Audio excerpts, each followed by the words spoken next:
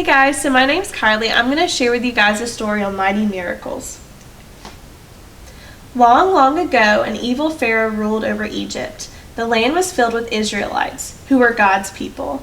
The Pharaoh was afraid the people would help Egypt's enemies, so he made them his slaves. Then he commanded a most terrible command. Every Israelite boy must be thrown into the Nile River. Jochebed, an Israelite woman, couldn't bear to think about losing her baby boy.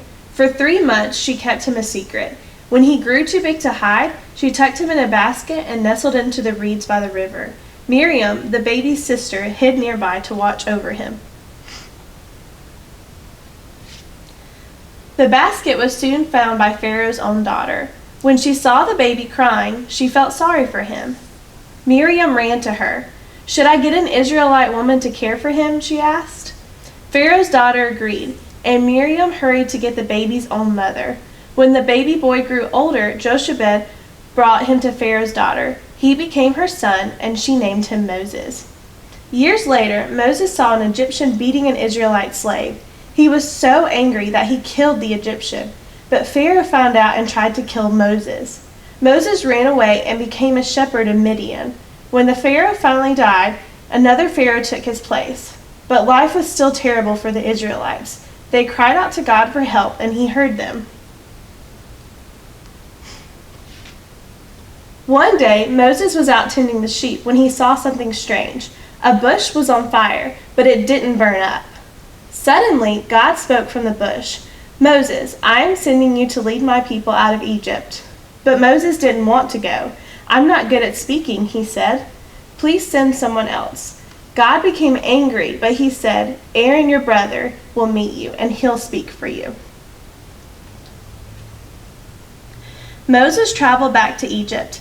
Together he and Aaron went to Pharaoh and said, "Yahweh, the God of Israel, says, 'Let my people go.'" But Pharaoh said, "Who is Yahweh, and why should I obey him? I will not let Israel go." Moses and Aaron went down to the Nile River. When you see Pharaoh by the river, strike the water with your staff. When the staff struck the river, the water turned to blood. All the fish died, and all the water smelled so bad that no one could drink it. Still, Pharaoh would not let God's people go. So God made frogs swarm up out of the Nile. They hopped into the palace and into the Pharaoh's bedroom, and right up on his bed. They croaked from every oven, bowl, and pot in Egypt. But Pharaoh would still not let God's people go.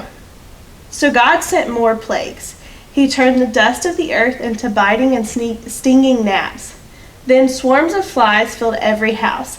Animals died, and the people were covered with painful sores. Hail beat down and crops shattered trees. Swirling clouds of locusts ate every last plant.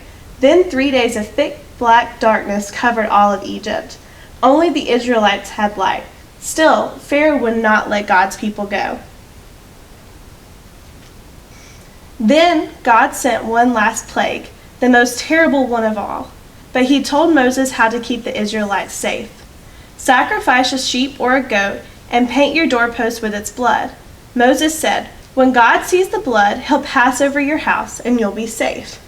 At midnight, the Lord struck down every firstborn son in Egypt, from Pharaoh's son to the lowliest prisoner's son. A great cry of sadness was heard throughout Egypt. "Go," Pharaoh shouted at Moses and Aaron. "Take your people and your animals and go." The Israelites hurried to leave Egypt, and God led them toward the Red Sea, guiding them with a pillar of cloud by day and a pillar of fire by night. But when Pharaoh saw that his slaves were gone, he changed his mind.